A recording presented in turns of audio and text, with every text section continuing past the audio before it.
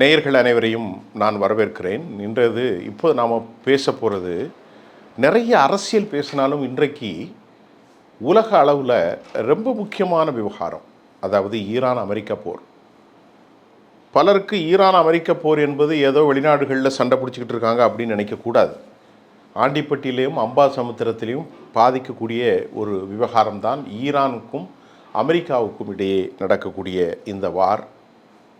நேற்று அமெரிக்க அதிபர் தனது ட்ரூ சோசியல் தளத்தில் ஒரு பதிவு செய்கிறார். நாகரிக தொட்டில்கள், நாகரிகம் நிறைந்த ஈரானுடைய நாகரிகம், அவருடைய கலாச்சாரம், அவருடைய பண்பாடு, அது எல்லாத்தையும் பொதிச்சு தான் அவர் போட்டிருந்தார். இனி எப்போதும் திரும்ப போவதில்லை அப்படின்னு ஒரு மிரட்டல் தொனியில், நாங்கள் அழித்து விடுவோம் அப்படிங்கிற ஒரு மிரட்டல்.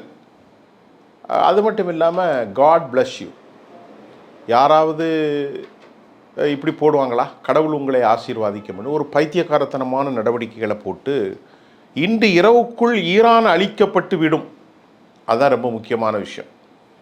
அப்போ எல்லாருமே ஒரு அசந்துட்டாங்க, என்ன ஈரான் அழிக்கப்பட்டு விடும் அப்படி இருக்கும்போது இன்று அதிகாலை நமக்கு கிடைக்கிறது செய்தி, இந்த போரை 2 வாரங்கள் அமெரிக்கா நீட்டிக்கிறது. அதாவது போர் நீட்டிப்பில் போர் நடந்து கொண்டிருப்பதற்கு சமாதானம், ஒரு 2 வாரம் போர் இல்லை. அப்போ இந்த விவகாரத்தை நாம் படித்து பார்க்கின்ற போது, இந்த அறிவிப்பானை வந்த உடனே ஷேர் மார்க்கெட் ஷூட்டப்பு, அதே போன்று க்ரூட் ஆயிலுடைய ப்ரைஸ் டிக்ளைன். பெரண்ட் மற்றும் WTI 115-20க்கு அதிகமாக இருந்தது, இன்றைக்கு அது decline. That may be 96 or 90 in between 2, இந்த 2 பேரில் வந்திருக்கும். இப்போ இந்த மாதிரி ஒரு பிரச்சனையில் உண்மையிலேயே இந்த 38 நாட்கள் அல்லது 40 நாட்கள் என்று வைத்துக்கொள்ளும், இந்த போரில் யார் வெற்றி பெற்றார்? தற்போது ஒவ்வொருவரும் தனது மனோ இச்சைக்கு ஏற்றவாறு செய்திகளை பரப்புகிறார்கள். நாம் ஒரு செய்தியாளனா அதை எப்படி நான் பார்க்குறேன்னா, ஈரான் நியூயார்க் டைம்ஸ் தனது செய்தியில் இன்று அதிகாலை முதல் செய்தி என்ன வெளியிட்டிருக்கிறது என்றால், இந்த போரை நிறுத்துறதுக்கு சீனா பெரும்பங்கு ஆற்றியது என்பதுதான் அமெரிக்காவை உலுக்கி போட்டிருக்கிறது. சீனா எங்கே வந்தது என்ற கேள்வி வரும். ஏனென்றால் சமாதானத்தை செய்வதற்கு யாருமே இல்லை. அப்போ கடைசியில் பாகிஸ்தான் சீனாவோடு ரொம்பவே க்ளோஸ், அதனால் இதை சமாதானம் செய்து கொடுங்கள் என்று இந்த போக்கு ரொம்ப மோசமாக போகிறதை தென்று ஈரானோடு சீனா பேசியதாகவும், பாகிஸ்தானுடைய அசீம் முனீர் மற்றும் சர்ஃபாஸ் அவரும் சேர்ந்து தான் இந்த பேச்சுக்களை முடித்திருக்கிறார்கள் என்றும், முதலாவது நமக்கு அன்அஃபிஷியலாக வரக்கூடிய செய்தி, ஈரான் விதித்த 10 நிபந்தனைகளில் ஒன்றை தவிர அனைத்தும் பரிசீலிக்கப்படலாம். அந்த ஒன்று என்ன? லெபனானில் இந்த பேச்சில் நாங்கள் சேர்க்க மாட்டோம் என்று இஸ்ரேல் அறிவித்திருக்கிறது. ஈரானோடு மட்டும்தான் இந்த தற்காலிக சீஸ்ஃபயர் அப்படிங்கிறத அவர்கள் 10வது பாயிண்டில் தெரிவிச்சிருக்கிறாங்க. ஈரானுடைய அந்த பாயிண்ட்ஸ் என்னென்னா, முதலாவதாக முடக்கப்பட்ட சொத்துக்களை விடுதலை செய்ய வேண்டும். அதே போன்று நீண்ட காலமாக 4-5 தசாப்தங்களாக எங்கள் மீது விதிக்கப்பட்ட பொருளாதார தடைகளை முற்றிலுமாக நீக்க வேண்டும். இந்த பிராந்தியத்தில் வல்லாதிக்கம் செலுத்துவதை அமெரிக்கா கைவிட வேண்டும். அதே போன்று இனி மீண்டும் எங்களையோ எங்கள் பிராந்தியத்தையோ தாக்க மாட்டோம், தேவையில்லாமல் பொய்யான காரணங்களை என இன்டர்நேஷ்னல் குளோபல் கேரண்டி வேணும். இது ஒரு முக்கியமான பாயிண்ட்டு.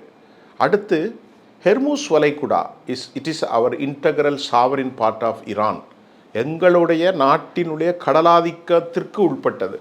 இதில் நாங்கள் தான் அதிகாரம் செலுத்துவது அல்லாமல் இது அமெரிக்காவுக்கு இதில் எந்த பங்கும் இல்லை. அதே போன்று அணு ஆயுதங்களை என்ட்ரி செய்வதை ஒப்படைக்க மாட்டோம், இருப்பதை நல்ல பணிகளுக்காக நாங்கள் பயன்படுத்துவோம். அதாவது அவர்கள் சொல்வதை பார்க்கின்ற போது மருத்துவம், எரிசக்தி மற்றும் உண்டான நிலைகளுக்கு நாங்கள் அதை பயன்படுத்த போகிறோம். இந்த மாதிரி பல விஷயங்கள். அதில் முக்கியமாக எங்கள் நாட்டில் அழித்திருக்கிறார்கள், அநியாயமாக எங்கள் மக்களை கொலை செய்தார்கள், எங்கள் நாட்டுடைய கட்டமைப்புகளை உருக்குலை செய்தார்கள். இதையெல்லாம் எங்களுக்கு அவர்கள் மறு உருவாக்கம் செய்து தர வேண்டும். அதற்கான காம்பன்சேஷன் என்று சொல்லக்கூடிய இழப்பீட்டுத் தொகையை அமெரிக்கா தந்தே ஆக வேண்டும் என்று இந்த கோரிக்கைகள் எல்லாம் வைத்துதான் ஒரு நாளைக்கு டே ஆஃப்டர் டுமாரோ அவர்கள் அமர்ந்து பேச போகிறார்கள். இதில் யாரெல்லாம் அமரப்போகிறார்கள் என்று தெரியவில்லை. இப்போது ஈரான் ஒரு விவகாரத்தை சொல்லியிருக்கிறது.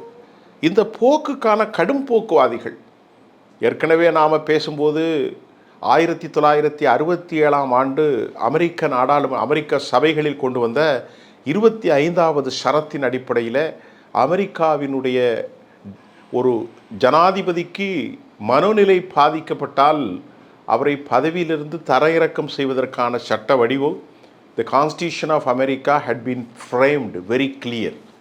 If you don't mind, you go and search, you can get. நீங்கள் கண்டிப்பாக அதை பெற்றுக்கொள்ளலாம்.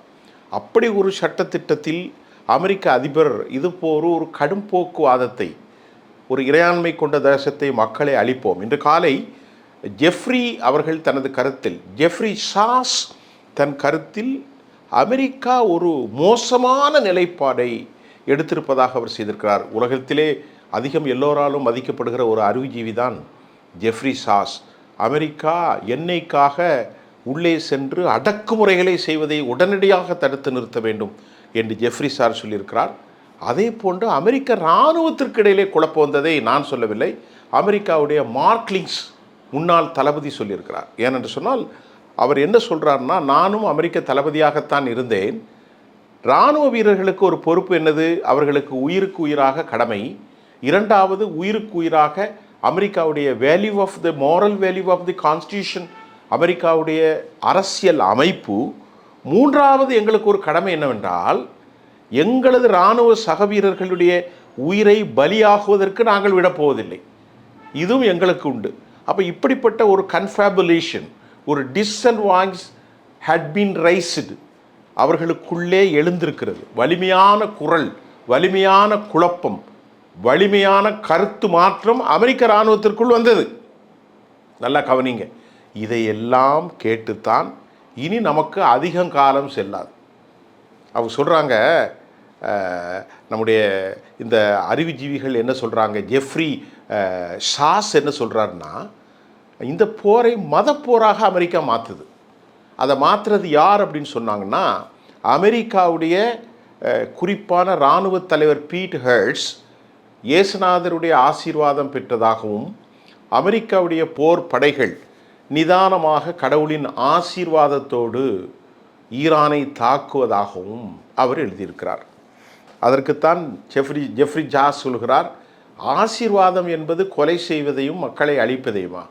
இவ்வளவு பைத்தியக்காரத்தனமான ஒரு தலைவர்களை அமெரிக்கா பெற்றிருக்கிறது என்பதை சுட்டிக்காட்டிய அவர்கள், உலகத்தின் மிக வலிமையான தலைவராக வாட்டிக்கனின் தலைவர் போப் லியோ அவர்கள், இயேசுநாதர் இப்படி மக்களை படுகொலை செய்யவும் மக்களை அழிப்பதற்கும் சொல்லவில்லை என்று ஒரு பித்து பிடித்த நடவடிக்கையாக அவர்கள் நடக்கிறார்கள். முழுமையாக மதவெறுப்பில் உலகத்தை கொண்டு போய் சேர்க்கிறது சியோனிச தத்துவத்தில் தான். அவர்கள்தான் ப்ராமிஸ்ட் லேண்ட் என்று சொல்வார்கள். ஜெருசலேம் எங்களுக்கு த கிரேட் இஸ்ரேல் என்று ஒரு தவறான கருத்தை வைத்துக்கொண்டு இஸ்ரேலை தாண்டி, பலஸ்தீனத்தை தாண்டி, சிரியாவினுடைய கோலான் குண்டுகளை தாண்டி, அதாவது எகிப்தில் இருக்கக்கூடிய மலைகள் வரைக்கும் எங்களுக்கு தான் என்று சொல்கிறார்கள். இப்போ இந்த பேச்சில் ஈரான் வரும் வெள்ளிக்கிழமை இது முடிய போவதில்லை. வெள்ளிக்கிழமைக்கு பின்பும் அது தொடரும். இப்போது அமெரிக்கா ஒரு மோசமான தோல்வியை சந்தித்திருப்பது எப்படி உங்களுக்கு தெரியும் என்றால், நியூயார்க் டைம்ஸினுடைய மற்றொரு செய்தி சொல்கிறது, நேற்று நள்ளிரவு முழுவதும் ஈரானில் மக்கள் கொண்டாட்டம் உச்ச நிலைக்கு சென்றது.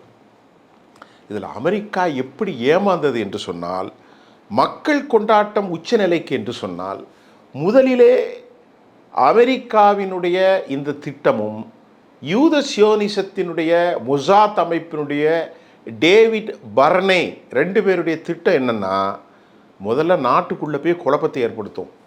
குழப்பத்தை ஏற்படுத்துறதுக்கு முதல் வழி தலைவரை கொலை செஞ்சிரும். யார்? கொமேனி அவர்களை கொலை செய்து விட்டால் ஆட்சியை கட்டுப்படுத்துவதற்கு சரியான தலைமை இருக்காது. அப்போ மக்கள் என்ன செய்வார்கள்? வீதிக்கு வருவார்கள். வீதிக்கு வந்து போராட ஆரம்பித்தால் நாம் உள்ளே போய் ஏற்கனவே ஸ்டார்லிங்ஸ் மாதிரி சேட்டலைட்டை கொடுத்து எல்லாவற்றையும் பதிவு செய்து பெரும் குழப்பம் ஏற்படுத்தி சுட்டு நாசம் செய்து விடலாம். ஆட்சி நம்ம கையில் தான். அதற்கு பிறகு நமக்கு தொடர் அடிமைகளாக இருக்கக்கூடிய அரபுகளை போன்று, சவுதி போன்று, கத்தார் போன்று, எமிரேட்ஸ் போன்று, குவைத் போன்று, பஹ்ரைன் போன்று நாம் மற்ற நாடுகளை எல்லாம் ஆக்கிரமிப்போம் என்ற ஒரு பெருந்திட்டத்திலும் இது 40 நாட்கள் இன்று வரைக்கும் 38 நாட்கள் செல்லாது 3 நாட்களில் முடித்து விடும். ஏனென்றால் 3 மணி நேரத்தில் வெனிசுலாவுடைய நிக்கோலஸ் மதுராவை எப்படி தூக்கணுமோ அப்படி தூக்கிடலான்னு திட்டம் போட்டாங்க. கெட்ட காலம் வருகின்ற போது இப்படித்தான். இப்போது அமெரிக்கா பெரும் அவமானகரத்தை சந்தித்தது மட்டுமல்ல, எந்த மக்கள் வீதிக்கு வருவார்கள் என்று அமெரிக்கா சொன்னதோ அந்த மக்களெல்லாம் வீதிக்கு வந்துட்டாங்க. எப்படி வந்திருக்கிறார்கள்? ஆட்சிக்கு ஆதரவாக வந்திருக்கிறார்கள். ஜிண்டோயிசம் என்று சொல்வார்கள், நேஷனலிசம். ஈரானில் தேசியவாதம் தலையெடுத்திருக்கிறது, பெரிய அளவில் தலையெடுத்திருக்கிறது தேசியவாதம். மக்கள் எல்லாம் அரசுக்கு ஆதரவாக இருக்கிறார்கள். காரணம், 100க்கும் மேற்பட்ட உச்சபட்ச தலைவர்களை அவர்கள் கொலை செய்ததை அந்த மக்கள் விரும்பவில்லை. ஆகவே அமெரிக்கா மற்றும் யூதர்களினுடைய கருத்து கணிப்பு பிழையாக மாறியிருக்கிறது. தற்போது நாளை மறுநாள் வெள்ளிக்கிழமை மாலைக்கு பின்பு இந்த 10 கோரிக்கைகளும், நான் ஏற்கனவே சொன்ன 10 கோரிக்கைகள் நீக்கப்படலாம், அதாவது விவாதிக்கப்பட போகிறது. அநேகமாக இன்று செய்தி வந்திருக்கிறது. அந்த செய்தியினுடைய இந்த பொருளாதார தடைகளை நீக்கலாம் என்ற செய்தி முதல் வெற்றியாகத்தான் தெரிகிறது. இனி அந்த பிராந்திய வல்லரசாக அமெரிக்கா இனி இருக்காது. அதனுடைய முகம் மாறும். தான் உண்டு தன் வேலை உண்டு என்ற அளவிற்கு உலகம் மாறுவதும் கூட ஒரு இறையியல் சிந்தனையாகத்தான் இருக்கிறது. என்ன நடக்கும் என்பதை நாம் எதிர்பார்க்கானதில் இது நடக்குமோ என்பது அநேகர் கண்களுக்கு இது ஆச்சரியமானது என பைபிளின் வசனங்களே நாமும் கோரிடுவோம். ஏனென்றால் ஃபீட்ஹெட் சொல்வதை போன்று இந்த காரியம் எப்படி ஆனது, இது தேவனினால் உசேஷமானது என்று பைபிள் சொல்வதை நாம் சொல்லி இந்த போரினுடைய அடுத்த கட்டத்தை விரிவாக நான் உங்களுக்கு விளக்குகிறேன். மீண்டும் மற்றொரு காணொளியில் நான் உங்களை சந்திக்கின்றேன். நன்றி.